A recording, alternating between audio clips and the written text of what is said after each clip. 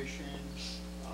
Should we be expanding the program and so forth? And so, in a way, I'm not asking or suggesting that we embrace the recommendations and the goals here, but I think that there's some pretty good work that has been done with these reports by the people who are listed that could help us think about where do we want to be as a community. I think there are broader issues on the state, and I'm not, this isn't going to be answered in a readiness project, and a lot of people have to come together, but we could learn a lot from some of the reports here. So you maybe each agenda put one of the reports on, we can discuss it as it pertains to mainly, the impact on North Reading, but also in general. But as you said, having in the background, we all know that funding is an issue and other things related to getting these programs. I think we've talked about updating our strategic plan, which is really direction for where do we want to go as a school district for the next 10 years. And there are some things you can, if you agree, you can implement that aren't going to cost you anything. Right. But I'd be particularly interested maybe starting off with the time and learning component, because if we are going to look at changes and we're looking at a multi-year contract, right. If there's any implications that we're going to have to change the length of our year or the structure of the day, right. then I'd rather know at least enough to leave it open.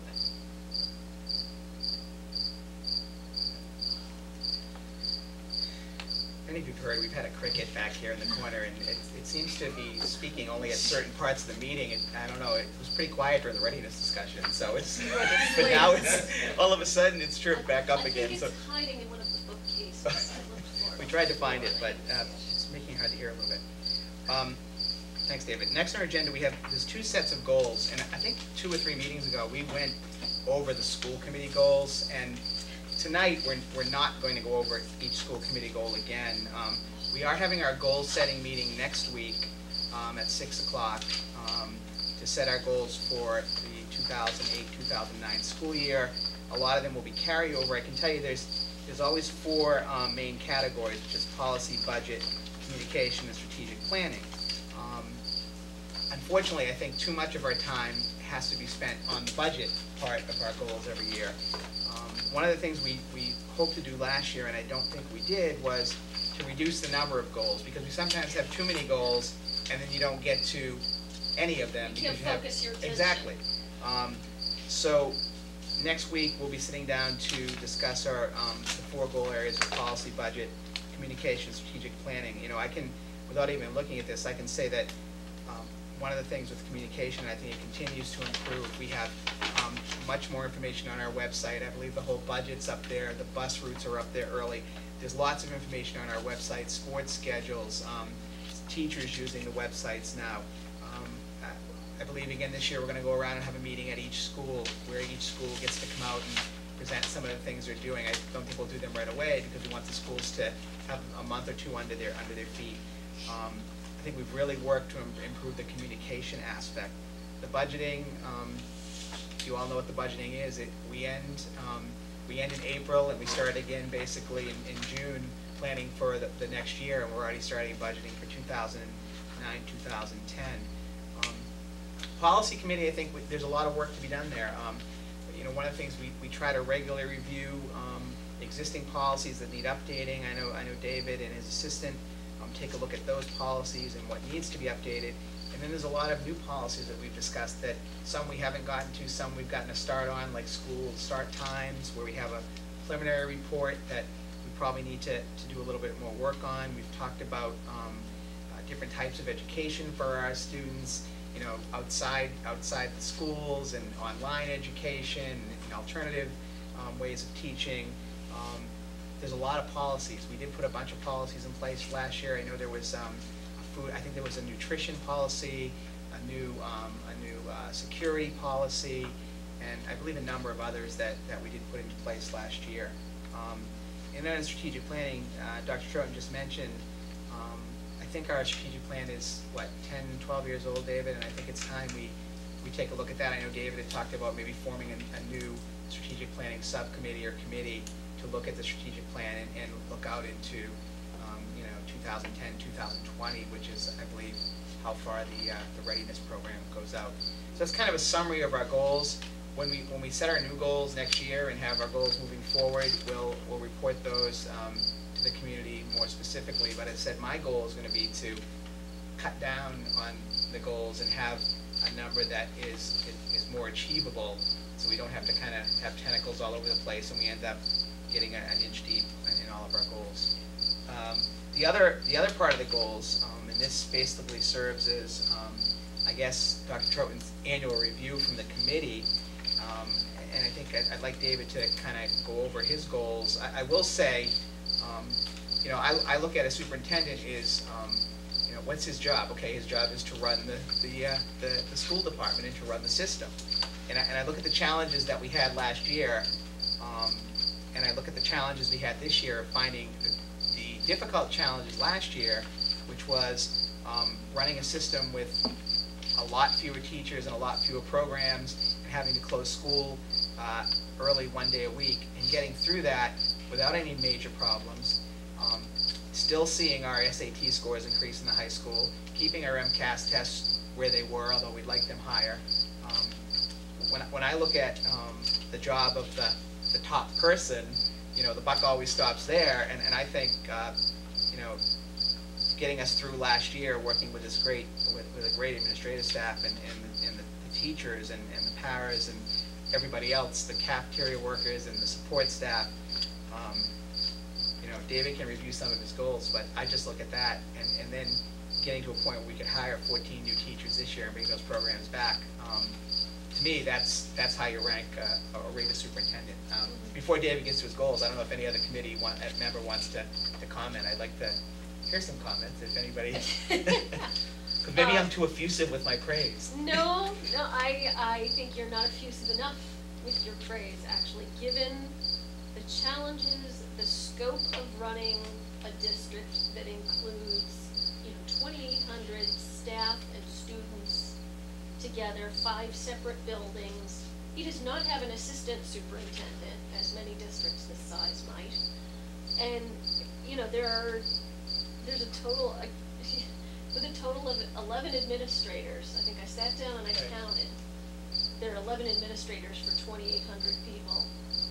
And it runs, the fact that it runs well, and the fact that it runs at all, amazes me. But the fact that it runs so well, I think, is a testament to Dr. Troutman's dedication and hard work for the district. I mean, I look through here, and the font is very, very small, and there are 10 objectives in some of these, or 5 to 10 objectives in almost all of these, and a great many of them are completed or ongoing. So there are things that have to be done year to year. And, of course there are going to be problems. Of course there are going to be bobbles in every district. There are always going to be people who don't think, the person in charge is doing the best job. But, those of us who see how much work is involved know how much time and energy Dr. Troutman devotes to this district. And I think, that's, they continue to be well done. Maureen, you've worked with David the longest, so you probably should have the best Well, assessment. I just like that he pushes himself. Yes. Other than we could. But I'm always interested in the professional development stuff because we really benefit from the areas that you expand yourself. And so David's serving as chair of the Department of Ed Technology Task Force. So that'll be exciting. I'm sure him and the technology division will be going off in new areas. But the MASS Global Education Task Force, that's really exciting, especially where we have that new, that world thing that we just approved for the high school kids. So I know that'll find its way down to the students, to because David likes students. Yes, that's true. Yeah, he likes working with the kids, and you can see it with his interaction with the student reps, so he still has that teacher in him. Someday when you return to the classroom, David, kids would really benefit.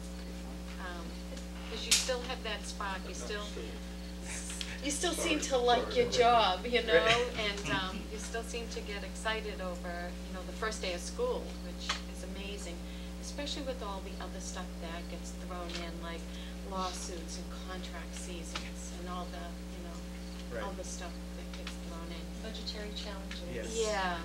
Yeah.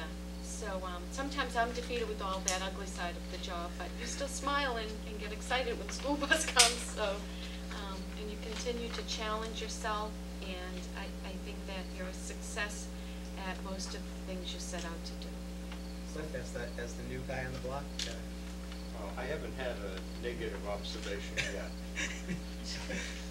I've been here for a short period of time, but very impressed with what I've seen so far. And David, if you want to highlight, but I think Cliff talked earlier about if you find a career or a job that you love, you don't work a day in your life, and I think David found that because I don't know. I don't know. I think he's working. Well, no, but I don't know if he thinks he's working or knows he's working. I don't, because the commitment level, which I've run my own businesses, and I know what the commitment level is required. And David's commitment level is like he's an entrepreneur who started the North Reading school system. And it's like when you have that, it's like it's your child, and you're committed to your child till you're gone, Yeah. right? Yeah. So Yeah. and I see that. Now I'm really going over the top, though. I have to really stop. Carl, Carl, do you have any comments on this?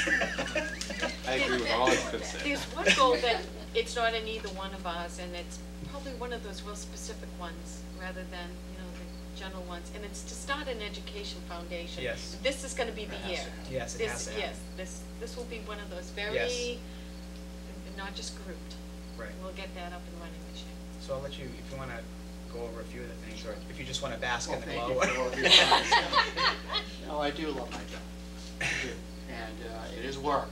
Yes. At the same time, but if you can have both of those, then I think it keeps you really pushing and thinking forward. And of course, the other thing, personally, for me, I've just become a grandfather, times two. And but that also causes me to think about, and I'm with you, Cliff, in this regard, because you always want to think about the future. And that's really what Yeah. teaching is all about.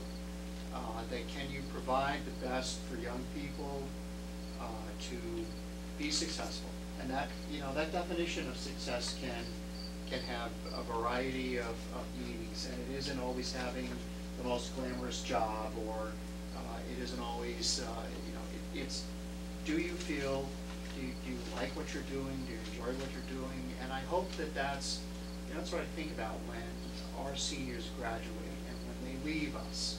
Are they taking away just fond memories? Have they made a connection with a teacher, at least one teacher, and hopefully many teachers that will stay with them for their entire life? I always ask when I get to interview all the final teachers, and one of the questions, I'll give it away, is I'll always ask them, is there an outstanding teacher in your background? And invariably, every one of the teachers who we hire, there's not a hesitation. There's always this kind of glow that comes across us. And let me tell you about, well, do you have a few minutes? I want to tell you about Mr. So-and-so or Miss So-and-so that I had. And it could be high school, could be middle school, could be elementary school. That's what I hope. And therefore, it's so important to build a strong staff, whether teachers or whether principals or whether the school secretary or the cafeteria workers or custodians or paraprofessionals.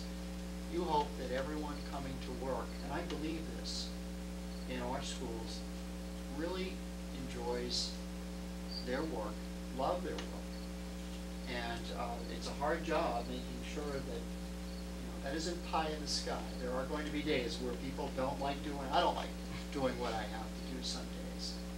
But if you can overall step back and say this was the best career, then you know that you've done there are some